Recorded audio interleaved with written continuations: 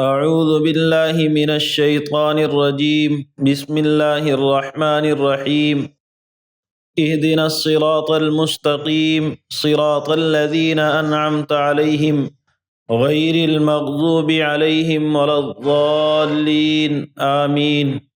ابھی تک یہ بات سامنے آئی کہ سورہ فاتحہ میں اللہ تعالیٰ نے اپنا تعارف کرایا، اپنی حمد اور ثنا ذکر کی، اور ایک روایت کے مطابق جس میں اللہ کے رسول صلی اللہ علیہ وسلم نے اللہ کی بات ذکر کی، اللہ کی بات کہہ کر ہی کہ اللہ فرماتا ہے کہ سورہ فاتحہ میرے اور میرے بندوں کے درمیان ہے۔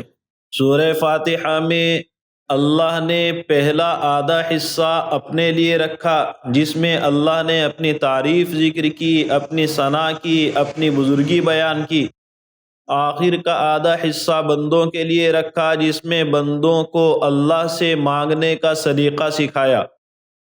اور اگر آپ کچھ دین سے تعلق علمی اعتبار سے بھی رکھتے ہیں، شریعت کے بارے میں، اللہ کے رسول صلی اللہ علیہ وسلم کے مزاج کے بارے میں آپ کچھ جانتے ہیں، تو آپ کو اندازہ ہوگا کہ شریعت، اللہ تعالیٰ کا کلام، اللہ کے رسول صلی اللہ علیہ وسلم کی احادیث ہمیں وہ دعائیں سکھاتی ہیں جو جامع ہوتی ہیں، الفاظ بہت مختصر اور معنی اس کے اندر بہت کثیر ہوتے ہیں، اور وہ دعائیں قرآن اور احادیث ہمیں سکھاتی ہیں جو ہمارے لیے سب سے زیادہ مفید ہوتی ہیں۔ جن دعاؤں کے اندر اللہ نے ہمارے لیے صرف خیر ہی خیر رکھی ہے، ایسی دعائیں، ایسے الفاظ دعاؤں کے لیے اللہ کے رسول صلی اللہ علیہ وسلم منتخب فرماتے ہیں۔ اسی لیے اللہ کے رسول نے جتنی دعائیں کی ہیں ان میں کہیں بھی دنیا طلبی نہیں ہے کہ اے اللہ مجھے اتنے درہم دے دے، اتنے دینار دے دے، اتنا سونا دے دے، اتنی چاندی دے دے، کہیں ذکر نہیں ہے۔ ہمیشہ اللہ کے رسول کی دعاؤں کا محور رہا انسان کا اچھا کیریکٹر، اچھا کردار۔ ہمیشہ آپ کی دعائیں رہی آخرت کے تعلق سے۔ اگر دنیا کے تعلق سے اللہ کے رسول صلی اللہ علیہ وسلم نے کچھ دعائیں کی ہیں تو وہ ایسی ہیں جو دنیا اور آخرت دونوں میں انسان کو سب سے زیادہ مفید ہیں۔ آپ اگر دنیا کے تعلق سے دعا کرتے تو فرماتے کہ اے اللہ ہمیں دنیا اور آخرت کی عافیت عطا فرما۔ عافیت کے معنی کہ اللہ ہمیں دونوں جہان میں سکون عطا فرما۔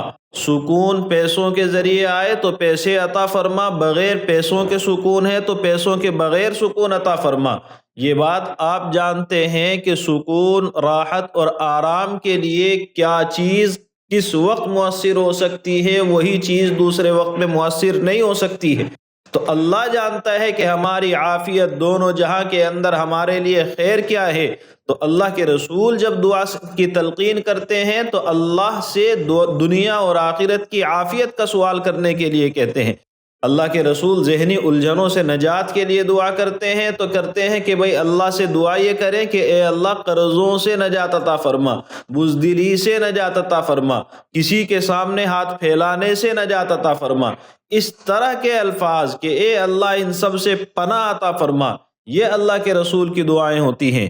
بتانے کا مقصد یہ کہ اللہ اور اس کے رسول دنیا اور آخرت دونوں میں ہمیں وہ چیزیں مانگنے کی تلقین کرتے ہیں، وہ چیزیں مانگنا سکھاتے ہیں جن چیزوں سے ہمارے لیے خیر ہی خیر ہو۔ اب آپ غور کریں، سورہ فاتحہ میں ہمیں جب دعا سکھائی جا رہی ہے تو اللہ کہتا ہے کہ دعا مجھ سے یہ کرو کہ اے اللہ ہمیں ہدایت عطا فرما۔ یعنی انسان کے ذہن میں یہ بات رہنی چاہیے کہ سب سے قیمتی چیز ہدایت ہے۔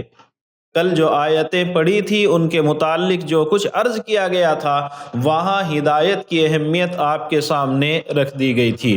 الغرض اللہ نے فرمایا کہ دعا کریں ایسے، اہدنا الصراط المستقیم، اے اللہ تو ہمیں سیدھے راستے پر چلنا عطا فرما۔ سیدھا راستہ کون سا؟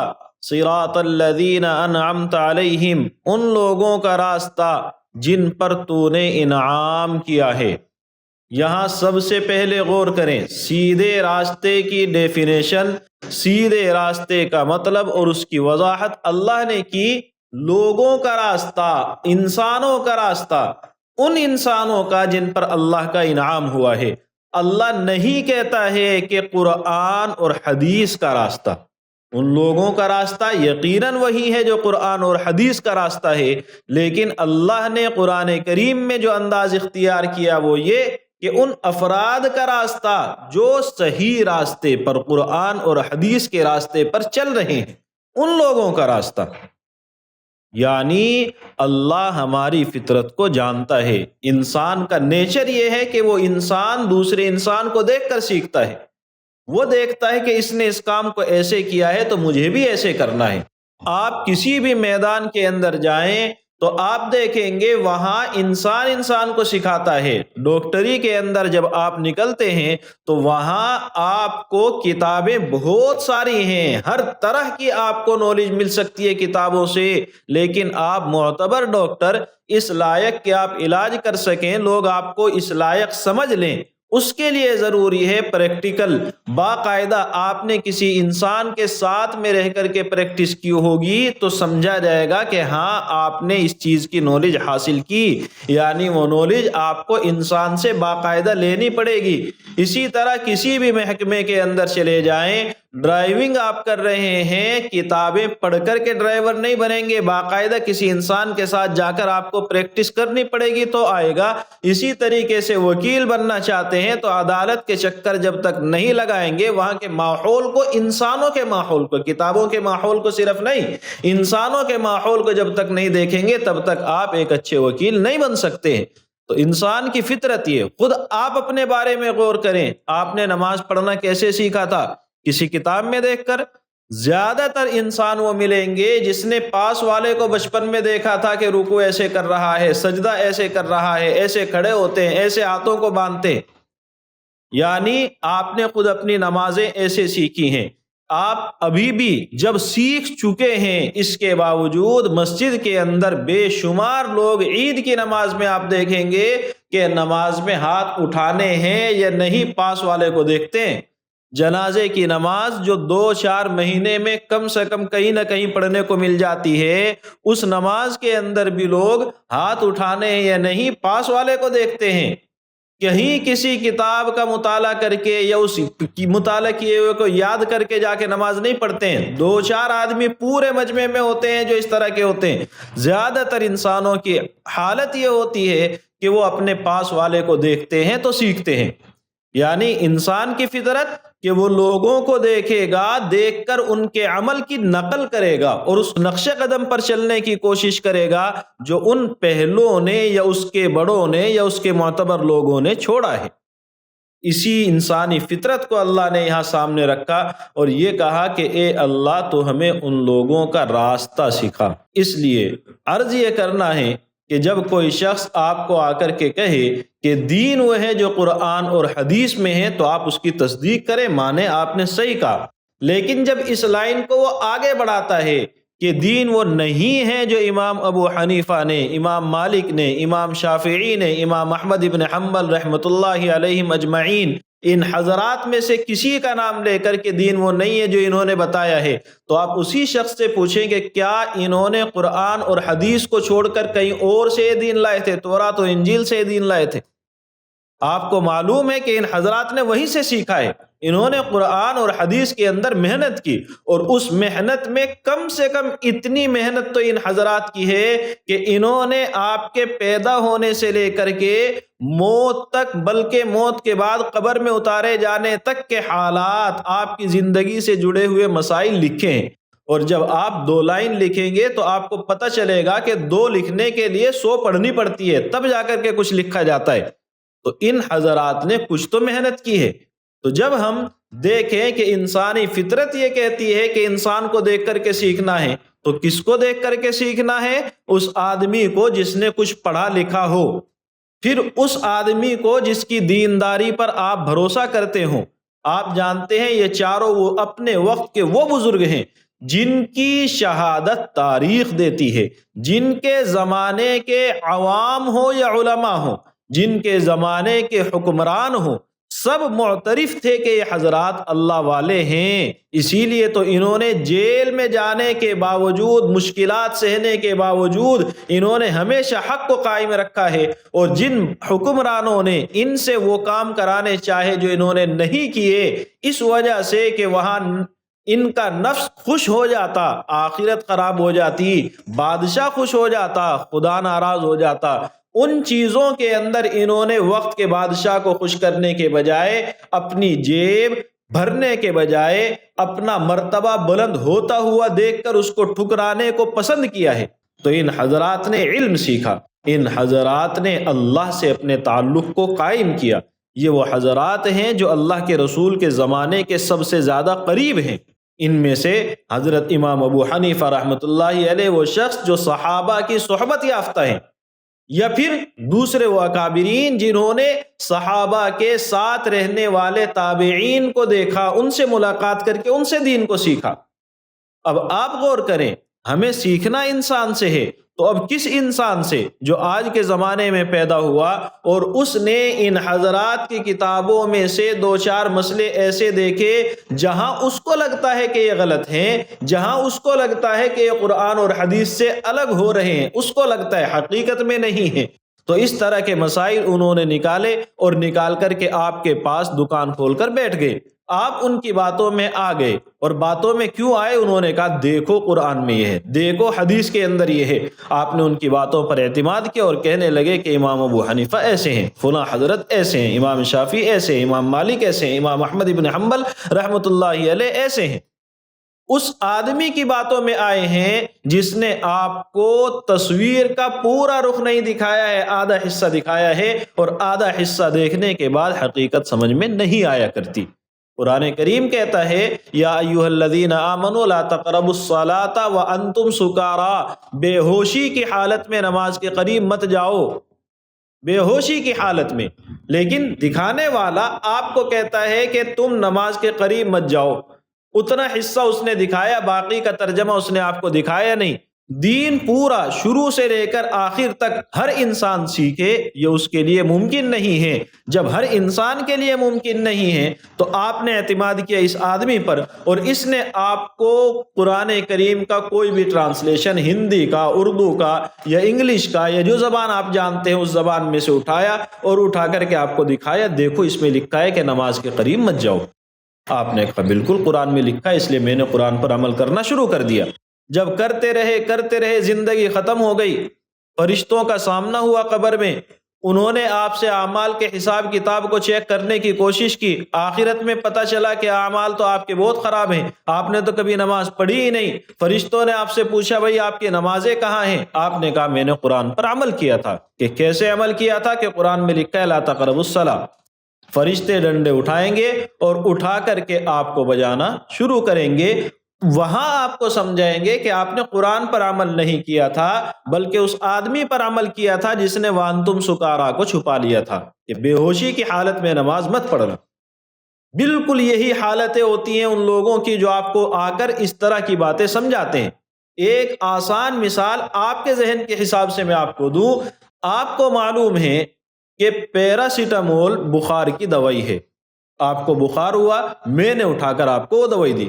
ایک ماہر ڈاکٹر جو یہ ساری صورتحال ہمارے ساتھ کی دیکھ رہا ہے وہ کہتا ہے اس کو مت دو، یہ آدمی مر جائے گا۔ میں کہتا ہوں کہ پیراسیٹامول سے مر جانے کا کیا مطلب ہے؟ بخار کی دوائی ہے، بخار اس کو ہو رہا ہے۔ تو حقیقت کیا ہے وہ ڈاکٹر جانتا ہے، میں نہیں جانتا۔ مجھے ایک چیز معلوم ہے، وہ میں نے اٹھا کر کے دے دی، اس کے آگے پیچھے کی حالتیں کیا ہیں، آپ کو بخار کے علاوہ کون سی بیماری ہے جو اس چیز کے ساتھ مل کر کے بہت مشکل آپ کے لیے پیدا کرنے والی ہے، اس کا علم ماہر کو ہوگا، اور ماہر بننے کے لیے زندگی کھپانی پڑتی ہے شروع سے لے کر آخر تک۔ جب آپ پورے قرآن اور حدیث کا نچوڑ اپنے سامنے لائیں گے تب جا کر کے آپ کو معلوم ہوگا کہ شریعت اصل میں کیا ہے، اور یہ چیز حاصل کرنا ہر انسان کے بس میں نہیں، خاص طور سے وہ آدمی جو آپ کو آ کر کے یہ چیزیں سکھاتا ہے اس کے پاس خود اتنا علم نہیں۔ جب خود اتنا علم نہیں ہے کہ تمام چیزوں پر عبور حاصل کر سکے، 2-4 حدیثیں لکھ رکھی ہیں، گوگل سے دیکھ لیتا ہے، یہاں سے دیکھ لیتا ہے، وہ لے کر کے آتا ہے اور آپ کو دکھا دیتا ہے، آپ نے یقین کر لیا، نتیجہ کیا ہوا کہ آپ اپنا دین بیچ رہے ہیں۔ اس لیے جب اس طرح کے لوگ آپ کو آ کر کے سمجھاتے ہیں تو قرآن کی اس آیت پر بھی غور کیا کریں کہ اللہ ہماری فطرت کو چیلنج کرتا ہے، اللہ ہمیں ہماری فطرت سے آگاہ کرتا ہے۔ اللہ فرماتا ہے ان لوگوں کا راستہ جن پر تو نے انعام کیا۔ ان لوگوں کا راستہ کیا ہے؟ کون ہے وہ لوگ؟ قرآن نے 5ویں پارے میں کہا وَمَن يُطِعِ اللَّهَ وَالرَّسُولَ فَأُولَٰئِكَ مَعَ الَّذِينَ أَنْعَمَ اللَّهُ عَلَيْهِمْ من النبیین والصدیقین والشہداء والصالحین۔ 4 قسم کے افراد وہ ہیں جن پر اللہ کا انعام ہوا ہے۔ ایک انبیاء ہیں، انبیاء اس روئے زمین پر اللہ کی سب سے بہترین مخلوق ہے۔ اور دوسرے ہیں صدیقین۔ صدیقین کون لوگ ہیں؟ وہ لوگ ہیں جو بالکل سچے ہوں، لیکن بالکل سچے کو آپ کہتے ہیں صادق، تو پھر صادق سے بھی اوپر جانا چاہیے۔ وہ کون ہے؟ صدیق۔ صدیق کون؟ جس کے دل اور زبان کے حالات بالکل ملے ہوئے ہوں، جو دل میں ہے وہ زبان پر ہے۔ لیکن آپ جانتے ہیں ایک آدمی نے چوری کی اور چوری کرنے کے بعد وہ کہتا ہے میں نے چوری کی۔ ایک آدمی آپ کو دھوکہ دے رہا ہے، دھوکہ دینے کے بعد وہ زبان سے اعتراف کرتا ہے میں آپ کو دھوکہ دے رہا ہوں، تو اس کے دل اور زبان کے حالات ایک ہیں۔ لیکن آپ کبھی بھی دعا نہیں کریں گے کہ اللہ مجھے اس راستے پر چلا۔ جب آپ خود نہیں کریں گے تو اللہ آپ کو اس کی تلقین کیسے کرے گا؟ اس لیے معنی یہ ہوئے کہ وہ لوگ جن کا دل اور زبان ایک ہو اور دل اچھا ہو، دل حق پر ہو، حق بات کرتا ہو، نیک اعمال کرتا ہو، اس کے بارے میں سوچتا ہو۔ جب دل نیک ہو اور وہ دل زبان کے موافق آ جائے، دونوں چیزوں میں موافقت ہوئی حق کے اندر۔ اور حق کیا ہے کیا نہیں ہے جب آپ یہ جان لیں گے تب آپ اس کی موافقت کریں گے، اور جب آپ کو حق معلوم ہی نہیں ہوگا تو موافقت کیسے ہوگی؟ پہلی چیز دل اور زبان دونوں موافق ہو، دوسری چیز دونوں چیزیں بالکل صحیح ہوں، حق کے مطابق ہوں، تیسری چیز آپ اس حق کو جانتے ہوں۔ جب یہ تینوں چیزیں شامل ہو جاتی ہیں تب کہا جاتا ہے کہ آپ اچھے عالم ہو، ایسے عالم جس کا عمل صحیح ہو، اور وہ عمل جو صحیح ہے وہ اس کے دل کے موافق ہے، دکھاوے ریاکاری کے لیے نہیں ہے۔ تو عمل بھی ہے، علم بھی ہے، جہاں یہ دونوں چیزیں آئیں گی وہ شخص بنے گا صدیق۔ تو اللہ نے فرمایا کہ انعام یافتہ لوگ انبیاء، دوسرے انعام یافتہ لوگ وہ علماء جو باعمل ہوتے ہیں، اور تیسرے وہ حضرات جنہوں نے اپنی جان اللہ کے دین کی سربلندی کے خاطر گنوا دی ہے، اور چوتھے عام نیک مومنین وہ حضرات ہیں جن پر اللہ کا انعام ہوا ہے۔ تو ہم اللہ سے دعا کرتے ہیں اے اللہ ہمیں سیدھا راستہ عطا فرما، ان لوگوں کا راستہ جن پر تو نے انعام کیا ہے، ان لوگوں کے راستے پر چلا۔ آپ جانتے ہیں ایک شخص جو آپ کی رہنمائی کرتا ہے، آپ کو راستہ بتاتا ہے، نارمل انسان ہے، وہ آپ کو بتائے گا آپ کو ایسے ایسے جانا ہے۔ ایک شخص وہ ہے جو آپ کو رہنمائی صحیح کر رہا ہے، راستہ بتا رہا ہے، لیکن اس کے ساتھ ساتھ آپ کی کمزوری سے واقف ہے اور آپ کا سچا ہمدرد ہے۔ تو اب وہ کیا کرے گا کہ آپ کو بتائے گا آپ کو راستہ یہ والا اختیار کرنا ہے، ایسے جانا ہے، ساتھ میں یہ بھی بتائے گا فلاں جگہ جا کر ایک موڑ آنے والا ہے، وہاں سے جب ٹرن ہوگا تو ہو سکتا ہے آپ وہاں دھوکہ کھا جائیں، وہاں سے 2 راستے نکلیں گے اور بہت باریکی کے ساتھ میں الگ ہوں گے، وہاں پر پہچان کرنا مشکل ہوتا ہے، تو آپ کو اس راستے پر چلنا ہے، اس راستے پر نہیں۔ یعنی راستہ بتانے میں انتہا درجے کی تدبیر اور بہت احتیاط یہ ہوتی ہے کہ آدمی بتائے یہ راستہ اختیار کرنا ہے اور یہ نہیں کرنا ہے، یہ آپ کو کھانا ہے اور یہ نہیں کھانا ہے، تبھی تو آپ کسی معتبر حکیم کے پاس جاتے ہیں، وہ آپ کو اس طریقے سے سمجھاتا ہے آپ کو یہ کام کرنا ہے، اس طرح کے دوستوں میں رہنا ہے، اس طرح کے دوستوں میں نہیں رہنا ہے۔ یہ آپ کے والدین آپ کو سمجھاتے ہیں جو آپ کے سب سے ہمدرد ہوتے ہیں۔ تو اللہ بھی جب ہمیں حق کا راستہ سکھاتا ہے تو وہ کیا کہتا ہے؟ انعام یافتہ لوگوں کا راستہ، ان لوگوں کا راستہ جن پر اللہ کا انعام ہوا، ان لوگوں کا نہیں جن پر اللہ کا غضب ہوا ہے، اور وہ لوگ جو گمراہ ہو گئے ان کا بھی نہیں۔ غضب کس پر ہوا؟ کون گمراہ ہوا؟ وہ لوگ جو اللہ کے راستے سے دور ہو گئے، اللہ سے الگ ہو گئے، اللہ کو خدا انہوں نے یہ تو مانا نہیں یا ویسے نہیں مانا جیسے ماننا چاہیے تھا۔ یہ سب وہ لوگ ہیں جو اللہ کے راستے سے بھٹک گئے، لیکن ان کے لیے الفاظ دو استعمال ہوئے یہاں، ایک جن پر غضب ہوا اور دوسرے جو گمراہ ہیں۔ آپ کو معلوم ہے آپ کی بات کی مخالفت آپ کے بچے نے کی، اب اس مخالفت میں دو صورتیں، ایک اس کو معلوم تھا کہ ابا یہ چاہ رہے ہیں پھر بھی مخالفت کی، اور دوسرے وہ بچہ ہے جس نے مخالفت تو کی ہے لیکن اس کو سمجھ نہیں آ رہا تھا کہ ابا نے کیا کہا تھا، یا ابا کیا چاہ رہے ہیں، یا ان کا ارادہ اس کام سے کیا ہے، یا ہمارے حق میں کیا بہتر ہے، اس کو لگا کہ یہ بہتر ہے تو اس نے وہ کر گزرا۔ تو اب آپ غور کریں، جس بچے نے جان بوجھ کر کے آپ کی مخالفت کی ہے اور جس بچے سے جانے انجانے میں غلطی سے موافقت آپ کی مخالفت ہو گئی ہے، آپ ان دونوں میں ناراض زیادہ اس سے ہوں گے جس نے جان بوجھ کر کے مخالفت کی ہے۔ تو جان بوجھ کر کے مخالفت غضب کا ذریعہ ہے۔ جب ہم دیکھتے ہیں وہ لوگ جن کو اللہ نے شریعت دی تھی اس کے باوجود انہوں نے مخالفت کی، ان میں دو طرح کے لوگ ہیں، ایک ہیں یہودی اور دوسرے ہیں عیسائی۔ یہودی وہ قوم ہیں جن کے پاس تورات کی بہت سی چیزیں ویسے موجود ہیں جیسے اللہ تعالیٰ نے نازل فرمائی تھی، اسی شکل میں موجود ہے۔ اب جب وہ اللہ کے احکام کی مخالفت کرتے ہیں اور ان احکام کی جو تورات میں موجود بھی ہیں تو وہ کیا کر رہے ہیں؟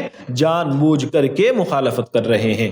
دوسری طرف عیسائی ہیں جن کے پاس میں اللہ کی جو کتاب ان کو ملی تھی صحیح سلامت محفوظ نہیں ہے، یہاں تک کہ کہنے کے لیے ابھی چار ہیں اور وہ چاروں بھی ان کے بعد کے پادریوں نے طے کی ہیں، مقرر کی ہیں، انہوں نے لکھی ہیں، لیکن یہ بھی تاریخ آپ کو بتائے گی کہ ان چار کے علاوہ بھی بہت ساری تھی، اور ان بہت ساریوں میں سے ان چار کو جو منتخب کرنے کا معیار تھا وہ بھی کوئی قابل اعتبار نہیں تھا۔ آپ تاریخ کے اندر ریسرچ کریں، آپ کو معلوم ہو جائے گا کہ یہ چار کیسے باقی رہی تھی۔ تو یہ چار کتابیں ہیں اور چاروں اس طریقے سے ہیں کہ لوگوں کو کنفیوز کر دیتی ہیں۔ تو بات کیا بنی کہ عیسائیوں کے پاس یا تو علم سرے سے نہیں یا ایسا ہے جو خود معتبر نہیں، تو یہ ٹھہرے اللہ کے راستے سے دور ہونے والے علم نہ ہونے کی وجہ سے، اور وہ رہے اللہ کے راستے سے دور ہونے والے علم ہونے کے باوجود۔ تو اس لیے مفسرین نے کہا مغضوب علیہم ہیں یہود اور ضالین ہیں عیسائی۔ اپنے زمانے کے حالات میں جب ہم دیکھیں تو اگر آج امت کا ایک طبقہ غلط راستے پر گیا ہے، بدعت اور خرافات کے اندر گیا ہے، تو وہ خرافات اور بدعت کرنے والی عام طور سے عوام ہیں، لیکن اس عوام کو اس راستے پر چلنے والے وہ حضرات ہوتے ہیں جو وہاں بیٹھ کر کے آرام سے حلوے کھا رہے ہیں۔ عوام لے جا کر کے وہاں نذرانے پیش کر دیتی ہیں، اور ان نذرانوں سے جن لوگوں کو فائدہ ہوتا ہے وہ لوگ ہوتے ہیں کہ جو کسی اچھے خاندان سے ہے۔ اچھے کا مطلب وہ خاندان جن کے پاس میں علم تھا کسی زمانے میں، جن کے پاس میں خدا کا خوف تھا کسی کے زمانے میں۔ اس زمانے میں جب خدا کا خوف تھا، اس زمانے میں جب ان کے پاس میں علم تھا، تو وہ چاہتے تو اس علم کو اسی حالت میں باقی رکھتے اور لوگوں کو جیسے ان کے آبا و اجداد نے صحیح دین سکھایا تھا یہ بھی صحیح دین سکھاتے۔ لیکن انہوں نے اپنے آبا و اجداد کی اس محنت کو دنیا میں پیش کرنا شروع کر دیا، اور لوگوں کو اپنے آبا و اجداد کی، اپنے باپ داداؤں کی، ان حضرات کی جو اب قبر کے اندر ہے، اس مزار کے اندر ہے جس مزار پر آپ لوگ جا رہے ہیں، اس مزار کے اندر رہنے والی شخصیتوں کے اصل کام نہیں بتائے۔ انہوں نے یہ کیا ہے، انہوں نے یہ کیا ہے، انہوں نے یہ کیا ہے، وہ کارنامے تو سمجھاتے، وہ کارنامے سمجھانے کے بجائے انہوں نے آپ کو ان کی عقیدت میں ڈال دیا، اور راستہ کیا دکھایا کہ عقیدت میں پڑھ کر کے ان کے نام پر ہمیں دو۔ آپ یہ سمجھتے ہیں کہ آپ مزار والے پر چڑھا رہے ہیں، لیکن آپ اپنی عقل سے تو غور کریں کہ کیا وہ پیسے اس کا دیا ہوا کچھ اس کو ملتا ہے؟ اگر یہی پیسے اپنے محلے کے کسی غریب کو دے کر ان مزار والوں کو آپ ثواب پہنچے تو زیادہ فائدہ ہے، بلکہ فائدہ اسی میں ہے۔ یہ جو حرکت آپ کرتے ہیں اس میں نہ کوئی فائدہ ہے، بلکہ اس سے آگے بڑھ کر آپ اصل دین سے دور ہو جاتے ہیں۔ تو یہاں بات کو زیادہ طویل نہیں کرنی ہے، بتانا کیا، وہ حضرات جو آپ کو اس راستے پر لے کے جاتے ہیں وہ حضرات ہیں جو یہ تو علم رکھتے ہیں اور یہ پھر رکھ سکتے ہیں، سیکھ سکتے ہیں، موقع ان کے پاس میں سیکھتے نہیں ہیں، تو مانا کہ وہ غلط راستہ اختیار کرتے ہیں علم کے باوجود، اور دوسرے آپ عوام ہیں جو اس راستے پر چلتے ہیں اپنی جہالت کی وجہ سے، اور جہالت در جہالت یہ کہ جو آپ کو سمجھانے کے لیے بیٹھتا ہے آپ اس کے قریب بھی نہیں لگتے ہیں۔ تو یہ دونوں وہ آدمی ہیں جو غلط راستے پر آئے، لیکن ایک اپنے علم کی وجہ سے اور دوسرا علم نہ ہونے کی وجہ سے۔ جب اللہ ہمیں کہتا ہے کہ دعا ایسے کرو تو اس دعا کا حاصل یہ نکلا، اے اللہ ہم راستے سے نہ بھٹکیں۔ راستے سے بھٹکنے کی بنیاد دو، ایک جہالت اور ایک حرص اور لالچ۔ تو اے اللہ ہم لالچ میں آ کر کے، کسی کے خوف میں آ کر کے اللہ ہم دین سے دور ہو جائیں، ہماری اس سے حفاظت کرنا۔ اے اللہ ہم ایسی جہالت میں پڑ جائے جو ہمیں دین سے دور کر دے، ایسی جہالت سے اور ایسی دین کی دوری سے ہماری حفاظت فرمانا۔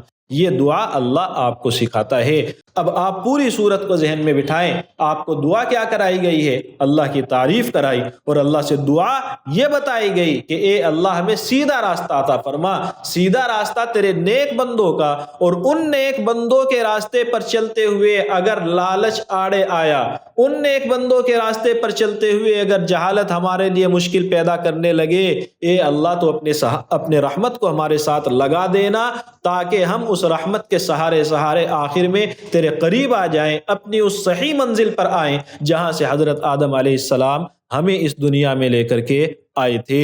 یہ دعا آپ کو کرنی ہے، اور اس دعا کے آخر میں آپ کہتے ہیں آمین۔ سورہ فاتحہ جب مکمل ہوتی ہے تو آمین پڑھنا ہوتا ہے، پڑھتے ہیں، تقریباً سبھی پڑھتے ہیں، لیکن پڑھنے کے دو طریقے رائج ہیں، ایک بلند آواز سے پڑھتے ہیں، ایک آہستہ آواز سے پڑھتے ہیں، جائز دونوں ہیں، لیکن مسئلہ یہ ہے کہ احناف اس کو سرن پڑھتے ہیں، ہلکی آواز میں پڑھتے ہیں تو لوگ تنقید کرتے ہیں، لیکن حقیقت یہ ہے کہ یہ مسئلہ اولاً تو اتنا بڑا نہیں ہے، اور پھر اگر ہم کرتے ہیں تو اس کی ہمارے پاس بہت سی وجوہات ہیں۔ ایک چھوٹی سی وجہ، چونکہ ہم دلائل یہاں پر ذکر نہیں کر رہے ہیں، قرآن کو سمجھنے کی کوشش کر رہے ہیں، تو چھوٹی سی ایک وجہ یہ ہے کہ آمین کا مطلب ہوتا ہے اللہ تو اس دعا کو قبول کر لے۔ تو کیا مطلب ہوا کہ آمین دعا ہے، اور دعا کے بارے میں سب سے افضل دعا وہ ہوتی ہے جو سرن ہوتی ہے، ادعوا ربکم تضرعا وخفیہ۔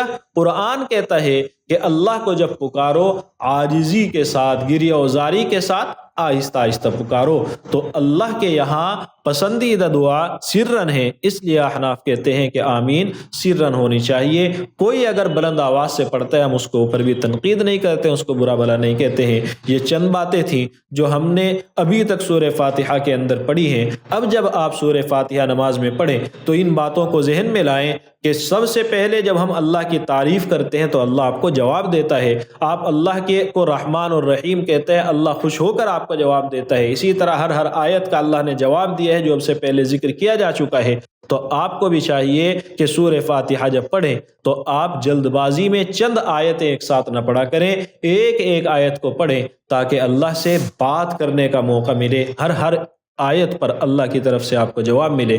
اللہ مجھے بھی آپ کو بھی سمجھنے کی، عمل کرنے کی، قدر کرنے کی توفیق عطا فرمائے۔ وآخر دعوانا ان الحمد للہ رب العالمین۔